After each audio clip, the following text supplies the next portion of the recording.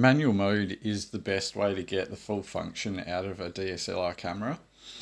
Aperture, shutter speed, and ISO are the main things that I would recommend learning to understand it so that you can really utilize manual mode in the most beneficial way. The first photo is a painting I'm currently working on, and I've got the camera set up very close to the photo. So that gives a very shallow depth of field by running an aperture of 1.8. Then in the next photo, I've left the camera settings exactly the same, but I've just moved the camera further away. So it gives a larger depth of field, which means there's more in focus, and then everything outside of that section is gradually more and more out of focus the further it gets away from the center point, which is my focal point. Then the next photo, I've left the aperture the same at f1.8, but I've increased the ISO to 10,000. So you'll notice the clarity. There's a lot more grain and a lot more noise in the photo, which I've also had to compensate by changing the shutter speed as well, because they work in combination with the three of them to maintain the overall exposure.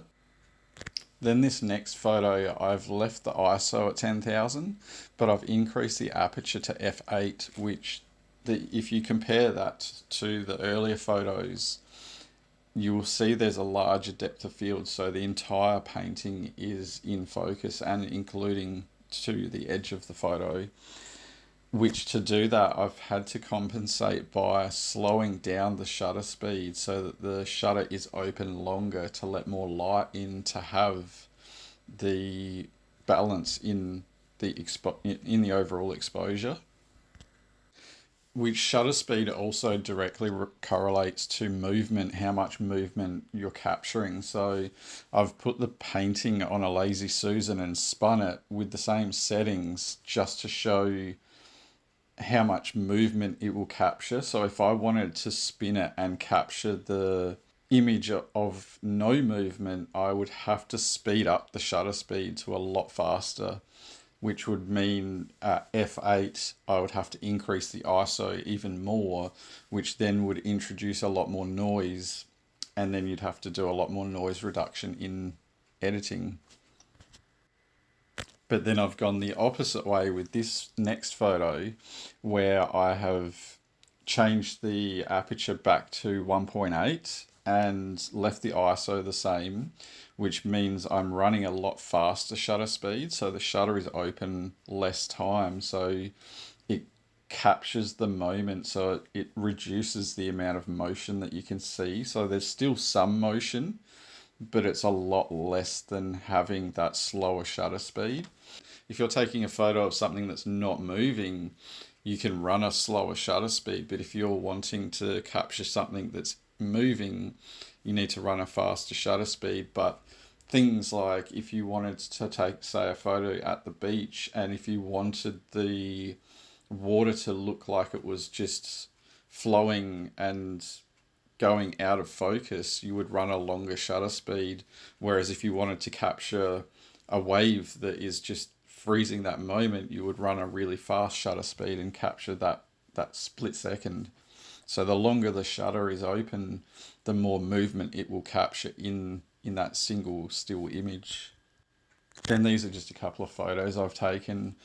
The one of Shadow here, I wanted the main focus to be on her eyes, so that's why I've run aperture of f2.2, and I wanted fairly low noise, so I've run ISO 250, which then left me with a shutter speed of 2500.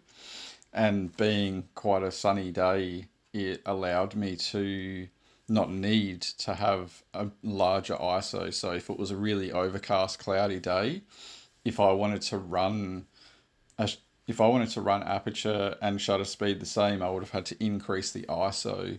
But then if there was no cloud at all, I would have had to increase the shutter speeds slightly or reduce the ISO. Then this next photo, I intentionally wanted to capture the starburst look coming off of the sun. So to do that, I needed to run a higher number aperture. So that's why I went for 16, because it's in those high numbers that you'll start to get um, those type of effects. So then I matched the shutter speed, and obviously there wasn't a lot that I needed to capture. Like it wasn't an animal moving or something that I was trying to capture with a faster shutter speed. So that's why I've chosen to go low ISO again, and then a slower shutter speed. Then this next one, I wanted to keep a reasonably shallow depth of field, so the main focus was on the dog, and my focus is always in people or animals. The focus is always on the eyeball, so that's my point of focus. And then I've gone, once again, this was a really sunny day, so I had to really turn up the shutter speed, and then running a low ISO as well is what allowed me to capture that at a relatively shallow depth of field, because I was using a zoom length at a distance, which then gave me this shot. And then the final one is a lightning shot I took a couple of years ago, and this is a 25-second exposure, which when you're photographing at night, to allow enough light in, I could either run a higher ISO, but I wanted the long exposure, which is why I went for a low ISO and a long shutter speed, and also a fairly wide aperture of 4.5. So the more you play around and experiment, the more you understand how the three work in combination together, and then you can really play around. So the more you just practice whether you want to capture something with movement or without movement, and be prepared to take photos that you're not really that happy with. But the more photos you take, the more you'll understand how the manual mode overall works, and then you can really start to play around and capture some awesome stuff. Anyway, I hope this helps, and have an awesome day.